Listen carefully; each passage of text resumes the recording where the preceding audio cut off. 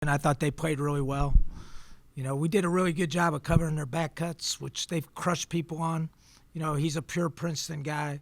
Played at Princeton for Pete Carrill, as did Chris Mooney. So we've practiced it a lot because we try to practice things we're going to see in the season. We know Richmond's going to, run that. So we were prepared for that, but they drove it up our behinds. And we did a really bad job of guarding the ball. So I thought it was a poor defensive effort overall, although in fairness to them, they played really well. They did a good job. I think, we've grown a little bit offensively. We're getting better. I think the biggest thing is for, I don't know, maybe 15 years, we've been an inside dominant team, my teams, and this team's a little different. It's a little more perimeter driven in some ways. We got some guys that can break guys down. We got pretty good length, in Leon Ayers and Primo getting to the basket. So it's been a little bit. Now, I've coached every which way. I coached at Tiffin where I didn't have a guy bigger than 6'5". So I can play small, big, but for 15 years I've played big. So it's been an adjustment to try to find the style that fits our team. And that might mean more zone defense, too, because we didn't guard very well. So, I haven't played a lot of zone in a lot of years. But we got to do whatever we have to for this particular team to win games. And so, I've been impressed with, guys like Easley have been very consistent. I've been killing him every minute that he's out there every day in practice. But he's consistently put the ball in the basket, and he's consistently gotten 6 rebounds a game. And he made some big shots again tonight. And then we made our free throws when it mattered. We need to get a stop or two in order to make that game a little bit easier. If you don't do that, eventually it's going to come back to bite you. And then we have to figure out who to play to get stops at the end of the game. At some point, we didn't learn from Colorado. We came off our man in Colorado. If you give up a 2, it's all right, but you can't keep giving up 3s, especially when you have fouls to give on the drive. But we're so new. If you look at Ken Palm, we're 353 in experience. So that means experience at Duquesne. Dayton's a little bit even less than that. I think they're 359 or some crazy number, right? So it's going to be a work in progress with our guys. And it's a work in progress for me because I have to change the way I think to coach these guys to their strengths and get away from what I really like to do and just coach them to what's good for them. That was a long one. Go ahead, fire. Coach, is part of the reason why your team's more perimeter-oriented, why you may have to approach that level, is because just a lack of size overall when you have mainly Easley and Williams playing in front court together?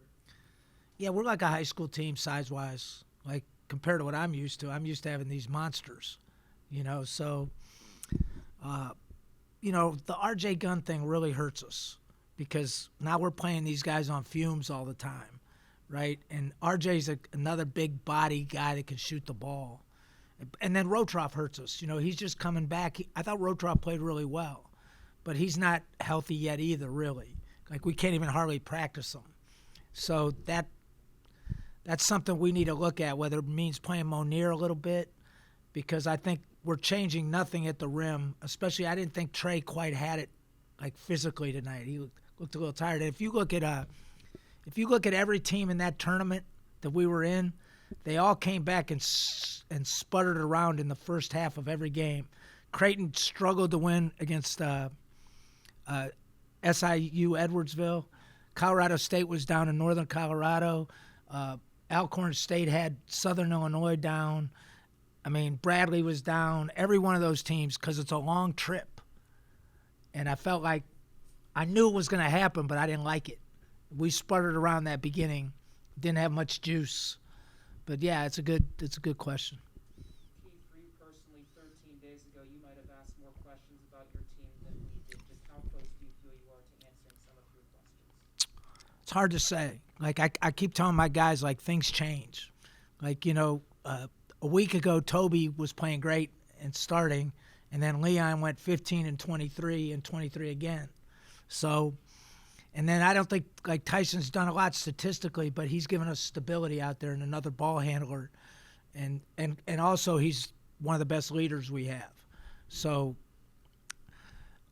it's going to change again. That's what I'm telling you. Like, one thing about me is nothing's ever in stone for me. I change on the run. I use Mikey Bukelja as an example.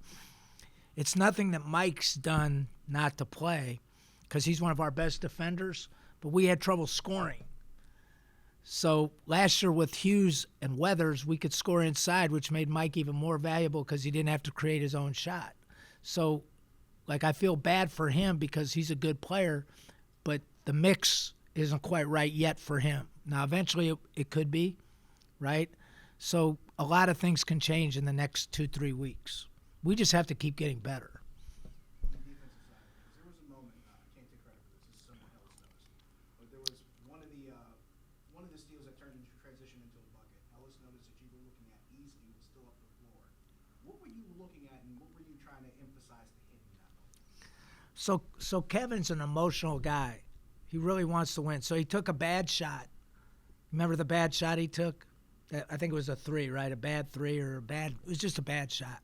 And so he's still thinking about that play, and he got back cut at the other end, right? And actually, he's the only guy that really got back cut the whole night. He got back cut 3 times. They only hit him once, right? So what I'm trying to stress with him is, look, you got to get on to the next play, right?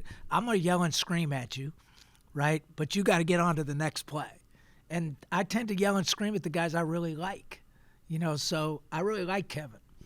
But again, he's like, we had to play Davis at the end of the one game because he's more sound. We keep running at the ball and giving up 3s late in the game. You can't do that. You got to give up 2s, not 3s.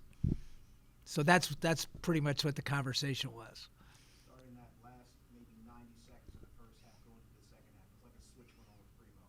What did you see with him, or what were you guys talking about during the course of the game? I've spent a lot of time with Primo over the last week. Just, we've had our ups and downs so far as getting used to each other. Because really, I don't mince any words. I tell them the truth. So if you're not into a coach that's direct and honest, and then I'm emotional on the court, it's hard for some guys to understand, well, how can he be nice off the court like he is, and then when we go out here, he's a madman, right? So we've worked pretty hard in the last week to really do a good job with that, and we've talked at length about some of the things that he wasn't doing, to make our team great. He's a very, very talented, and Jackie is too. Jackie's just not quite to that point yet, right? So everybody progresses in different stages, right? You just have to stay the course. So I'm trying to treat all the good players like I would LeBron. Most coaches think that you should treat the better players better than the guys that struggle. I'm the opposite.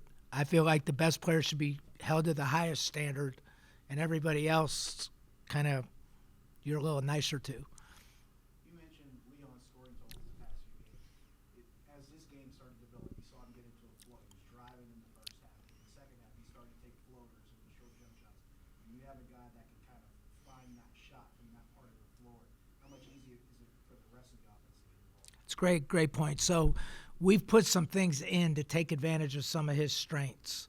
So a couple of his strengths are coming off those down screens and kind of getting downhill into the lane, or bumping off, when they go under and shooting the jump shot. So we're trying to get him into the mid-range, and then also putting the ball in his hands more, because he's 6'6". So like when Braun or Leon and guys like that come off those ball screens, it's a little easier to throw, right? Because they're big, they can see. So I think he's a work in progress. He's very, very gifted offensively. He's just scratching the surface. We got to work on his toughness level. If he ever turns that switch, now you got something pretty special, right? He's because he's very fluid offensively. Like, he gets places very easily. If you ever watch like the really good players, they don't really have to rev up to get anywhere, right? They go. It looks like they're playing at half speed, almost in any sport, right? Roberto Clemente is catching them like this, He reminds me a lot of the really good pros that just half speeding it on offense and getting anywhere they want to get. I mean, all the good players are like that, I think. The guys that have to work really hard, they're not really as great as those other guys. But we've been trying to get more stuff in for him. because he's shown now that he can go boom, boom, boom, boom, boom. And we really don't have anybody else that can go, that can get 23, 24, 25. Primo a little bit, right? But this guy can get them. He's shown it. And think about it, he averaged almost 13 points a game last year. So he's shown he can score. Now, it took us a little time to figure it out. And I think that's the worst part about our team right now is it's still not ironclad. What do you have to say to your guys when they say that? Like, these guys come in there and say, well, we're trying to feel our way around in the beginning. I'm the coach. I'm saying stop it. Just start playing. We can't. I thought we were unenthusiastic to start, a little tired. The other part, maybe they're trying to save themselves because they know they're going to play a lot of minutes, which I don't really like that either. I've never played this few of people in my life. Let's be clear on that. This is the least amount of people that I've ever played. I just felt like I had to do that to win the game. So I'm not comfortable with it either. So that's why I got to keep evaluating defensively what's good for us. Like, we're pretty good in the full court pressure, but it tires us. So it's a double-edged sword. It's a good question. The one thing I like about our guys, I think character-wise, we have good character. So if you have good character, I think you have a chance to get better. And if you don't have good character, then sometimes you can't get better. Now, you have to have enough talent again, and we're kind of piecing that together a little bit, right? Like, for the first 4 or 5 games, we couldn't shoot it at all. Now we're shooting the ball pretty good, right? We're just trying to find that niche for us. So that requires a coach that can change and be flexible, and figure out what the right mix is for our guys. Do you feel like this transfer portal, you have Primo as a freshman, so he was the guy, he was the man on his team. I mean, this transfer portal, these guys were the guys on their team. They come here. Is it hard for them to blend in and play together instead of being the guy? Well, they weren't really the guy. Like, Kevin Easley had a miserable year last year, right? Trey Williams was pretty good, but he wasn't their main focus. And Trey Williams is an unbelievable person, so I don't. Leon's a guy that if we keep working with him, we have to be more demanding on him. Like, he's got a load of ability. Primo too, load of ability. Like, those guys are talented guys. Now, I don't know if their best days are here yet. They're gonna be a little up and down. And that's another thing I have to live with is, as you know, get old and stay old is really the key to college basketball. But we're not old. Like, we're playing 2 freshman point guards, and Leon's new to our deal. I'm not making any excuses, but I'm not really built that way. I'm built for, hey, we know the system. We know what we want. We know how to win at the end of the game. We know where the ball's going. We know how to guard at the end. Like, we're not quite there yet. So the Colorado game upset me, but it really didn't upset me. We just haven't been in enough of those situations to win. Like, we just made a bad play.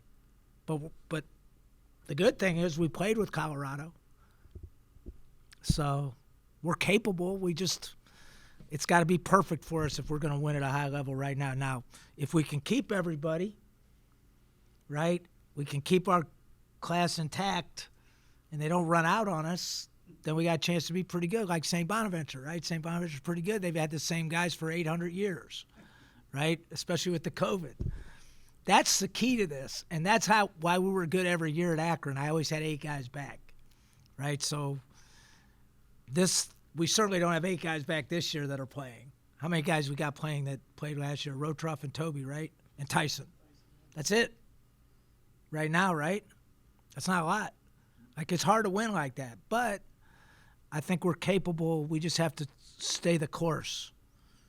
Just stay the course, trust each other, and I think we could be okay. You mentioned finding those situations, we have those situations to learn and win. Primo had a comment about, playing not to make a mistake and how he was starting to feel more aggressive and getting into the flow in the second half. 7 assists, no turnovers after having 5-9 in the first half. How much of that is attributed to maybe planning on making a mistake? How much of that maybe was just the flow and the comfort level? Well, I think part of it is uncomfortable. It's not a word. Not being comfortable with the system, because we have a fairly complicated system. So like, unless you're pretty smart right away, it's hard. You know, so you're playing college basketball for the first time. You can get to the rim anytime you want in high school, and there's no big guys to block it, right? You have to learn to adjust. Like, hey, I'm here, but the big guy's coming. I can't shoot that. That's just like a turnover, right? Those are hard adjustments. So just learning like when to go, when not to go, those are things that we got to get better at. And again, it takes time. It's not a magical formula. Everybody learns at a different pace, right? That's something that you know, like Sincere Carey, he learned really quick, right? And Primo's learned at a relatively quick speed. Like, what I try to do is hold him to a high standard, try to build the relationship so he trusts me, right? So that he can learn. If you don't have a relationship, how can they really trust you? It's hard enough when you do have a relationship, right? Like, because everybody else is telling them things, right? Like, oh, you scored 22 points a game in high school. Well, look, Primo, we can't win unless you get 6 assists. We have the worst assists in the league, right? So he's getting better, like, but they all are getting better. You know, that's the thing. We can't do this, and then we can take a step back at times, like it's going to happen, right? But we got to go back up. And then the next thing is, you know, handling adversity, because we're going to get smacked. Like, look, this is not an easy league, and it's an old league. So, like, we're going to get smacked in the mouth here and there and everywhere, but, you know, I think we can get better. I do. It's an unbelievable challenge for me. I love the challenge of it. I don't love the daily grind of it every day, but I love the challenge of it, right? And so the next one will be hard. Bowling Green's a pretty good MAC team. I wouldn't say they're a great team, but they're a pretty good MAC team, and they're pretty old and pretty experienced, so it'll be a hard game. I think every game's going to be the same for us. It doesn't matter who the hell we play. It's going to be the same. Appreciate you guys.